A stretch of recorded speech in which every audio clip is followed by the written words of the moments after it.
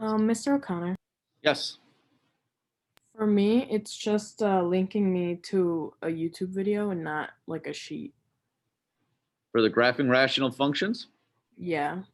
Interesting. All right, so I think we got that figured out that you could get that from Schoology if you need to, if you're having trouble with the link. And as I said before, this graphing rational functions, there's a lot to it. Okay, so we're going to do some of these together, and then I'm going to have you do a couple of them. And this working on the worksheet together is going to serve as your homework and also as our class notes. Now, before I get going, and you don't need to write this down, but we actually have already graphed a rational function. If you remember our parent functions, we had y equals 1 over x. And you may remember what that looks like.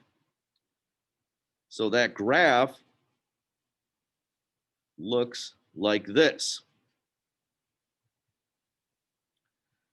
And the idea is that when you have rational functions, okay, rationals are ratios or fractions, sometimes weird things happen, especially when you have variables in the denominator.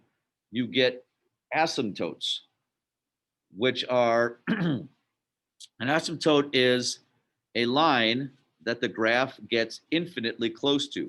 So for example, this green line is a horizontal asymptote. And the reason it's a horizontal asymptote is because the purple graph, as it goes to the right, it gets closer and closer and closer and closer to the green line. And as it goes to infinity, it gets infinitely close, but it never touches it. And the same thing happens over here going to the left. Okay, it gets closer and closer and closer coming from the bottom, but it never touches it. And that is, by definition, an asymptote as it goes way to the right or way to the left, so to infinity or negative infinity. This graph also has a vertical asymptote. So a vertical asymptote is like this blue line. It's a vertical line that it gets really close to but never touches. So the purple graph over here is going to go up and up and up and up, and it's going to get really close to that line at x equals 0, but it never touches it. And the same thing happens on the other side.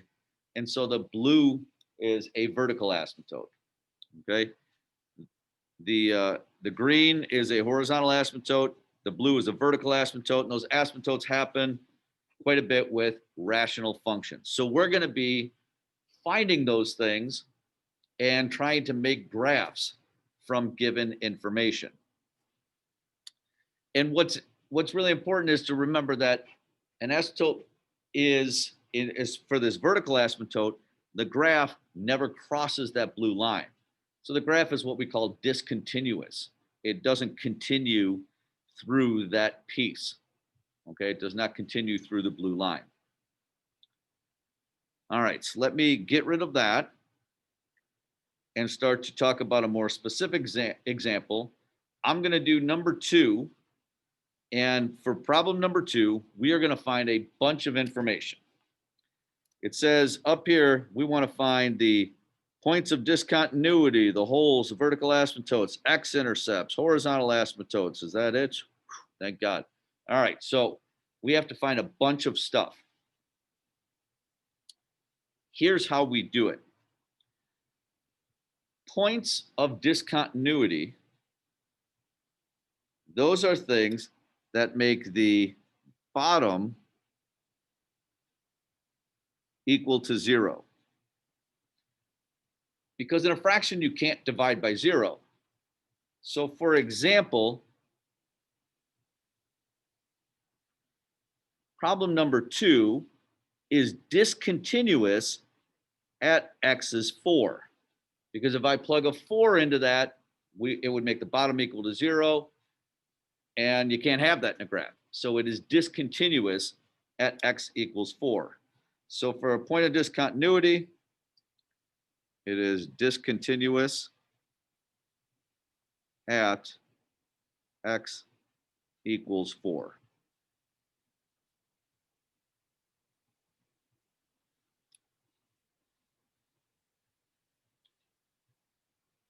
So anything that makes the bottom equal to 0.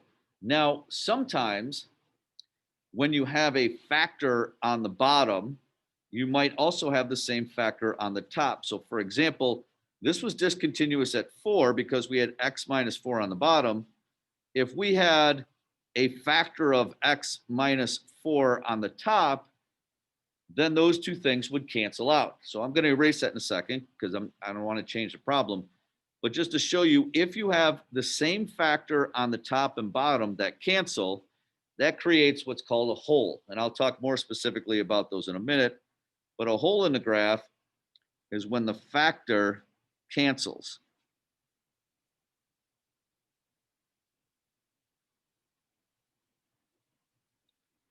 In this case, for problem number 2, there aren't any because the factor from the bottom, the x minus 4, does not cancel. So I'm going to say for holes, there are none.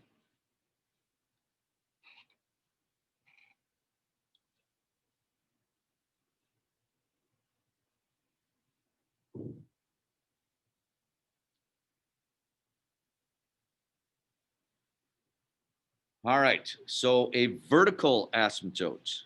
A vertical asymptote happens whenever the bottom equals 0, or whatever makes the bottom equal to 0. But it doesn't cancel. And that actually happens a lot.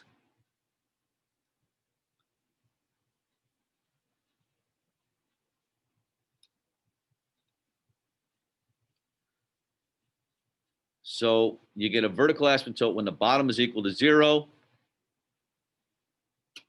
assuming the factor doesn't cancel out. So like in this case, the x minus 4, we have a vertical asymptote at x equals 4. So we would say we have a VA at x equals 4.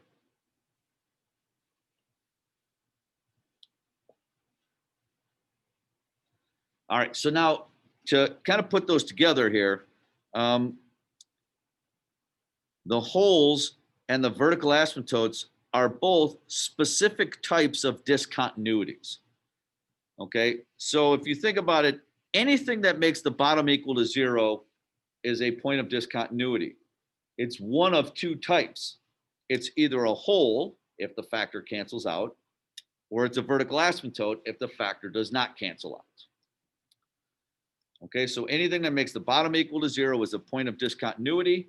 The only question is, what kind of discontinuity is it? Is it a hole or is it a vertical asymptote? It's a hole if it cancels, and it's a vertical asymptote if it doesn't cancel.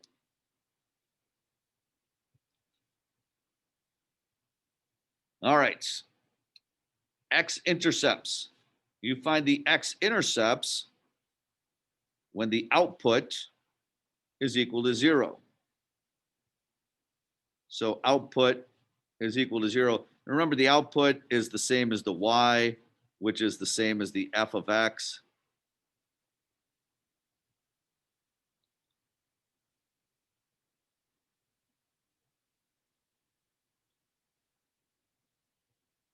Which a little easier way. So we're saying like if this equals 0, but whatever makes the top equal to 0, because 0 divided by anything is 0, will make f of x equal to 0.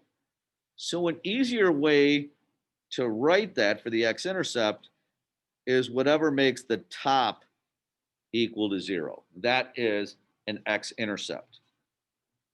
Whatever makes the top equal to 0. In this case, it's at x equals 2.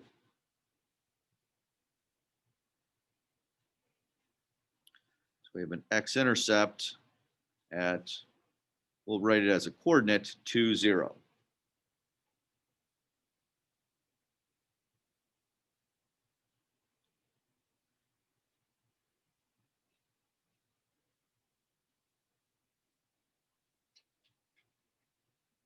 All right, I know this is a bunch of information, but the idea is we're going to then take all this stuff and be able to make a sketch of the graph from all of this stuff. So we need it all so that we can make a sketch of the graph. The last one are the horizontal asymptotes. Remember, that's the horizontal line that the graph approaches as it goes way to the right or way to the left. All right, so I'm going to write this down, which is maybe going to make no sense at the beginning, but as we move forward, hopefully it will make sense. I'm going to talk about whether it's top heavy, bottom heavy, or equal.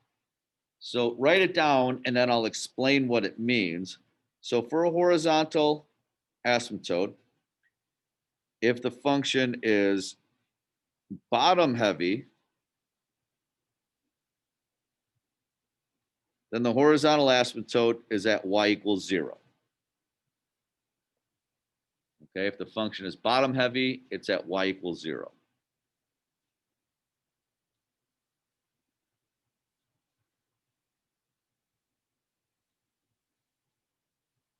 If the degree of the functions are equal, then it is the leading coefficients.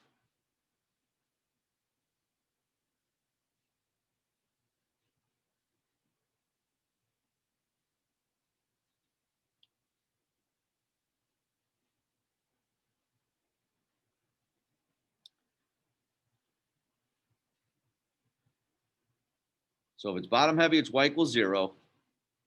If they're equal, it's the leading coefficients. If it's top heavy, it's something totally different. It's actually a slant asymptote. I'm not even going to write that down. We're going to do those later and probably much later. Okay. So we won't do ones that are top heavy. All right. What I mean by that is the degree of the polynomials. So for example, this is bottom heavy.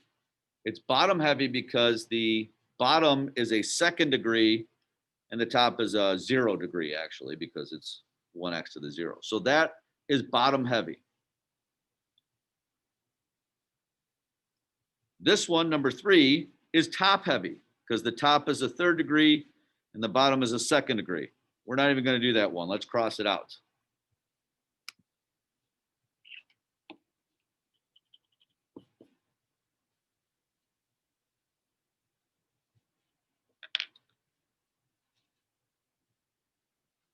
This one, number 4, those are equal because the top is x squared and the bottom is x squared.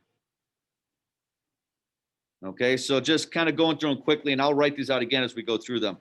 That's bottom heavy. Bottom's x squared, the top is x to the 0. Those are equal because they're both x to the first power. Those are equal, both x to the first power. That one's top heavy. So I guess we can cross off number 8. We're not going to do that right now. But hopefully you're getting the idea of what top heavy or bottom heavy or equal means.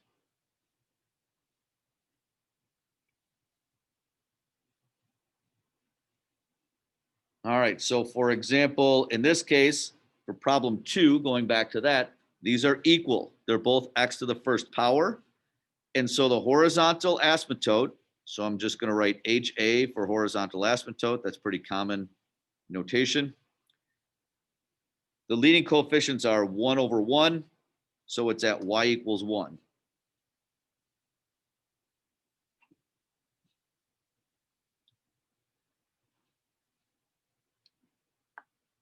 All right, so that's all the information we have for number 2.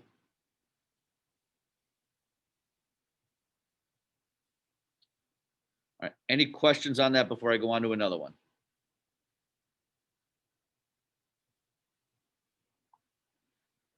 All right, let's do problem 6 together. Okay, we're going to find all that stuff and then we're going to graph it also. So for problem 6, I'm looking at this and I actually see on the bottom, I can factor out a -4. I'm going to do that because I always want to make sure that I cancel any factors if I can.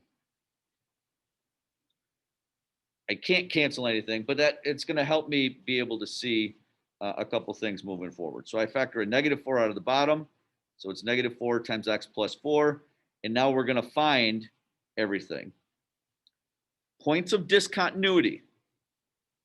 Anything that makes the denominator equal to 0. So it is discontinuous at x equals -4. Discontinuous at x equals -4.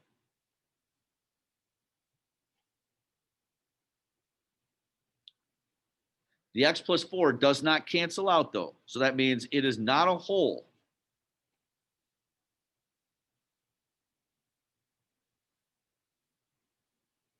It actually is a vertical asymptote. Remember, whatever makes the denominator equal to 0 but doesn't cancel out, that makes a vertical asymptote. So it has, I'm going to change colors here because I'm going to write my vertical asymptote in blue. The vertical asymptote is at x equals -4.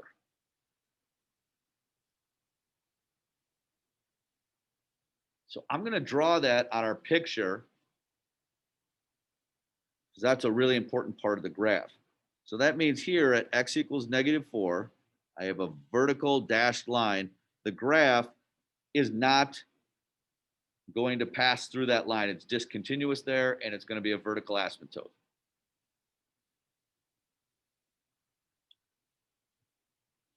A horizontal asymptote, I'm going to do that in green.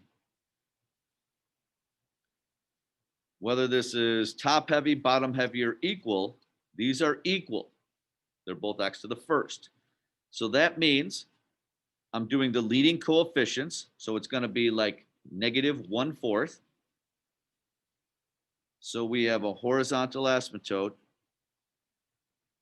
at y equals -1/4. Remember, it's y equals because it's a horizontal line.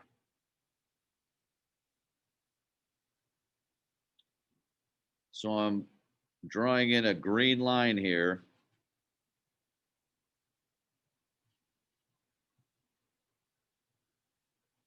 At y equals -1/4. Okay. I'm ready to make our graph, I think. So because it's not going to cross the blue vertical line and the green horizontal line, I have two options over here on the right side of the graph. It either looks like this or it looks like that. There is no third option, okay? And it's not both. It either looks like this or it looks like this because it has to approach, it can't, it has to approach this and it has to approach this either from the top or the bottom. So how do I figure out if it's down here or up here?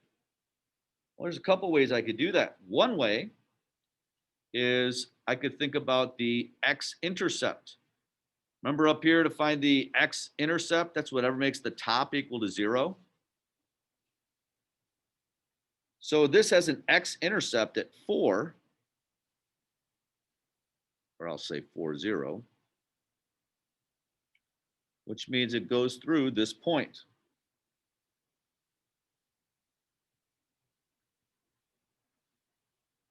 And if you put all that together, I actually have my answer.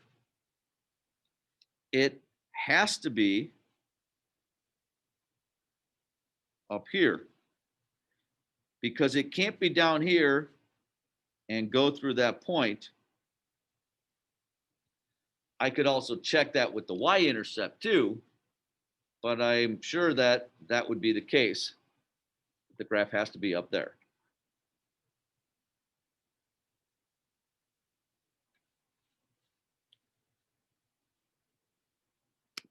Now I still have to graph something over here. I have two choices. It's either going to look like this or it's going to look like this. But I already know the answer. I know the answer because it cannot be this. Remember, we only have one x-intercept.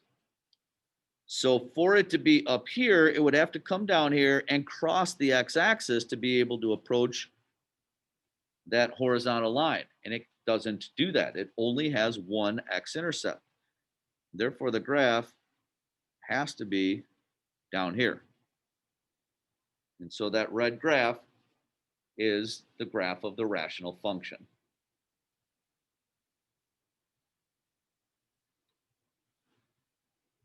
So we're finding all this stuff and then trying to piece it together so that we can make a sketch of the function.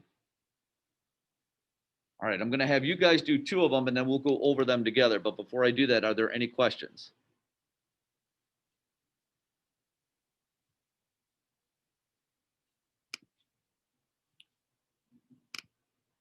Okay, everybody, let's take a look at those two problems. There's a whole lot going on to these problems.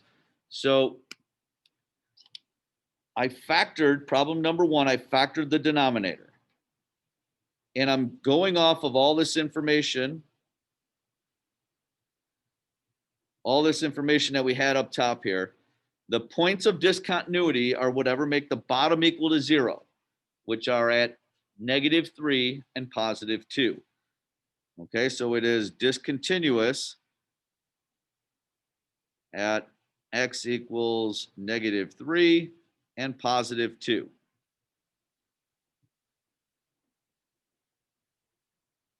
Now for the holes, that happens if there's a same factor on the bottom and as on the top, but there are no x plus 3 or x minus 2's on top. Therefore, there are no holes.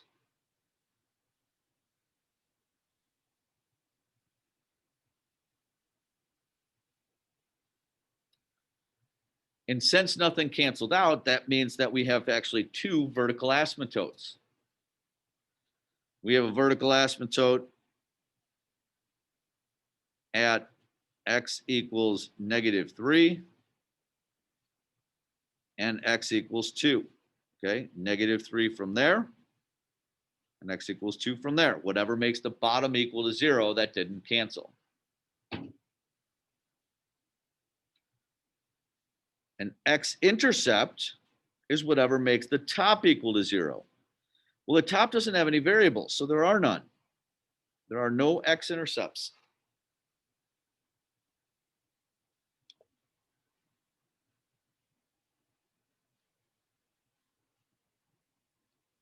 And then for the horizontal asymptote, this one is bottom heavy because the bottom is x squared and the top doesn't have any x's, or it's x to the 0. So it's bottom heavy.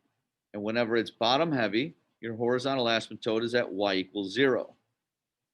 So we have a horizontal asymptote at y equals 0. So those would be all the answers for number one.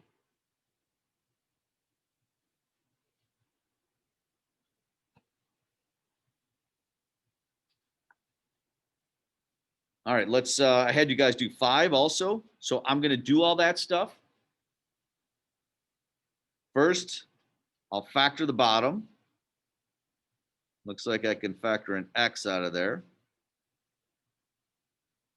So I can see right now it is discontinuous at 0 and at 3. So it is discontinuous at x equals 0 and 3. Now, what type of discontinuities are they? Are they holes or vertical asymptotes, or one of each? Well, there are no holes because no factors cancel out. So there are no holes in the graph. That means they are both vertical asymptotes. I'm going to write those in blue again so I can draw them on my graph. I have two vertical asymptotes at x equals 0 and x equals 3. So that means I have this vertical line at x equals 0 that it's going to approach as it goes up or down, and x equals 3.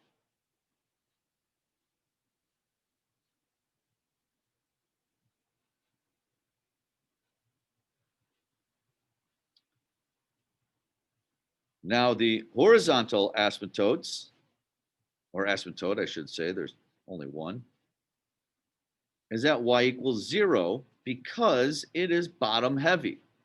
Because this is x squared on the bottom and x to the 0 on top, it is bottom heavy. So that means it's going to be at y equals 0.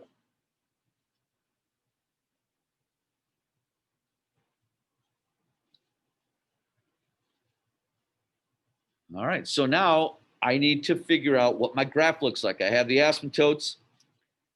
Now there are a few ways we could do that. Over here, we looked at the x-intercept, but this doesn't have any x-intercepts because nothing makes the top equal to 0. It doesn't have any y-intercepts either because it is discontinuous when x is equal to 0. So what we can do is we know on the right side the graph either looks like this or like this. So just plug in a value. If I plug in an x value over here, if the x is positive, it's got to be the top one. And if, I'm sorry, the output is positive, it's got to be the top one. If the output is negative, it's got to be the bottom one. So I'm going to plug in like the number 10. If I plug 10 into this function, 10 minus 3 is 7, and 10, I get 70 on the bottom. This whole thing will be negative because it's negative 4 over 70. And I really don't even care what the number is. I only care if it's positive or negative. I know that it's negative. Therefore, the bottom is what it has to look like and not the top.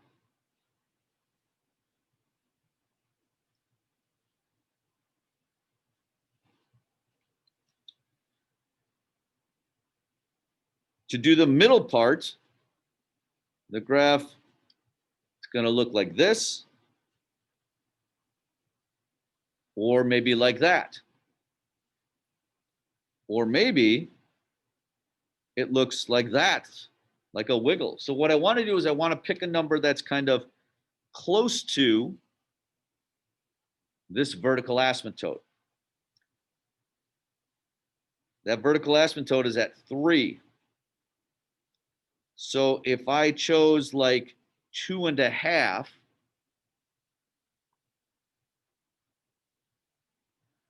remember that's not a nice number to work with, but I don't only want to know if it's positive or negative. If I plug 2.5 in for x, this is positive. This is negative because 2.5 minus 3 will be negative. And so if this is positive and this is negative, and I have negative 4 on top, the whole thing will be positive because it's a negative divided by a negative. And what that means is that the graph goes up in that area.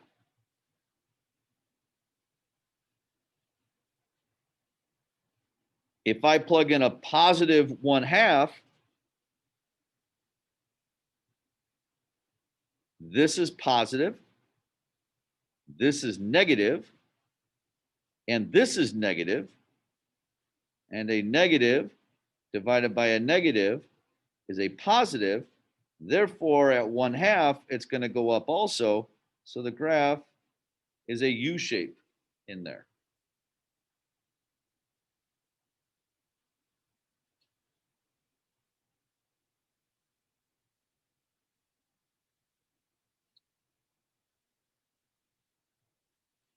All right, on the left side,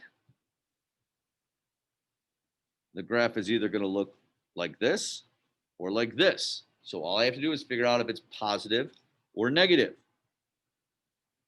So I'll plug in negative 10.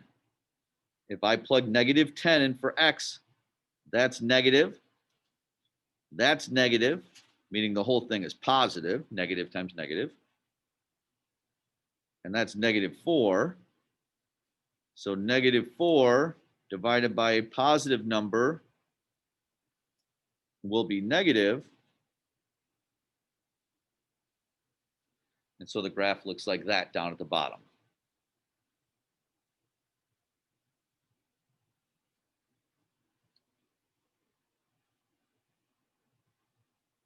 All right, so there's lots to these problems, guys.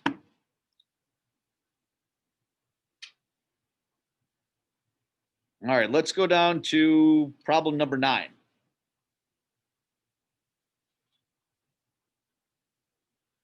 All right, I'm going to do problem number 9.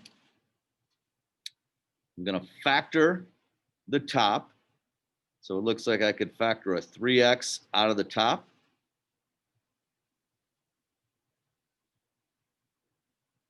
And I'm going to factor the bottom, x minus 3, x plus 1.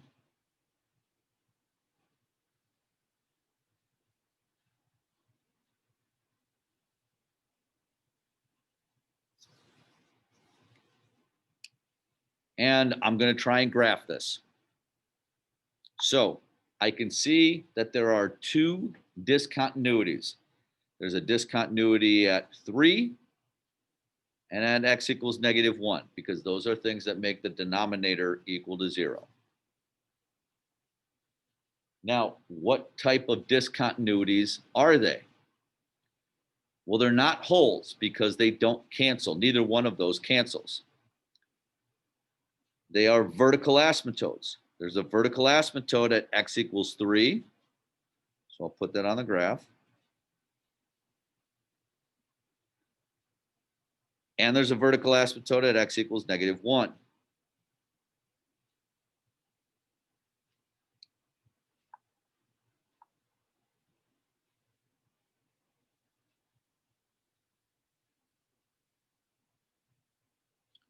Okay, and again, I got the vertical asymptote x equals 3 from here. And I got the vertical asymptote at x equals -1 from there. And so I put those right on my graph.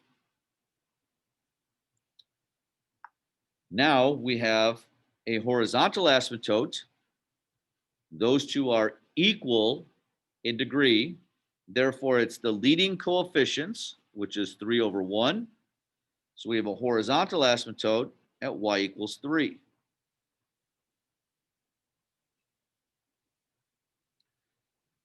So we found our vertical asymptotes, our horizontal asymptotes, and we want to graph it.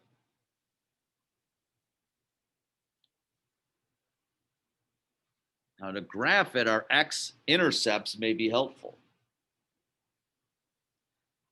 because we do have x-intercepts here. In fact, anything that makes the top equal to 0 is an x-intercept. So that would be at, oops.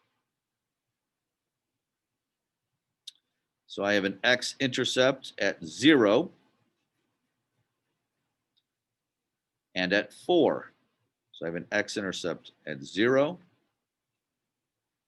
and at 4. All right, the 4 is really helpful, because the 4 tells me that this side has to be like this. It can't be up here and pass through 4.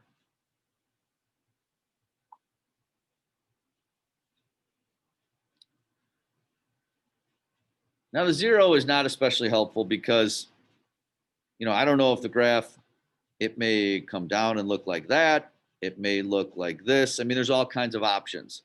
So what I need to do is I need to see what happens really close to the vertical asymptotes. So remember, this was at 3. So if I plug 2.5 into the function, I only want to know if it's positive or negative. If I plug 2.5 into the function, 3 times 2.5 will be positive. 2.5 minus 4 is negative. 2.5 minus 3 is negative. And 2.5 plus 1 is positive. Well, when you multiply all that out, it's going to come up positive because you have a negative divided by a negative.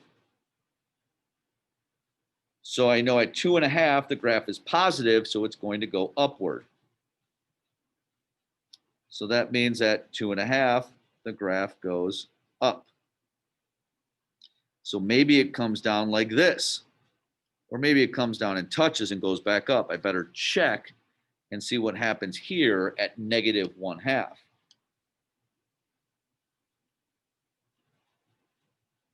So at -1/2, I'm plugging that in for x. That's going to be negative. Negative 1/2 minus 4 will be negative. Negative 1/2 minus 3 will be negative. And negative 1/2 plus 1 will be positive. When you multiply all those out, you get a negative because you have positive on top and negative on the bottom. So that means it's going to be negative down here. So the graph looks like that in the middle section.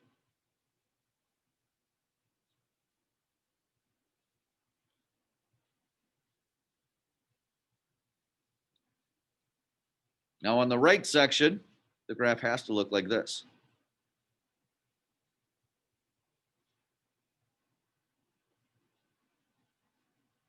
And we know that because it cannot look like this because it does not have any other x-intercepts. So it has to be on the top.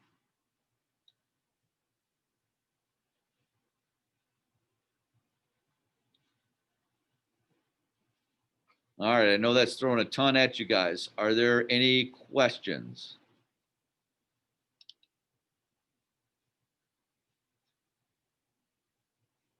So that last one you drew, in the negatives, Yep.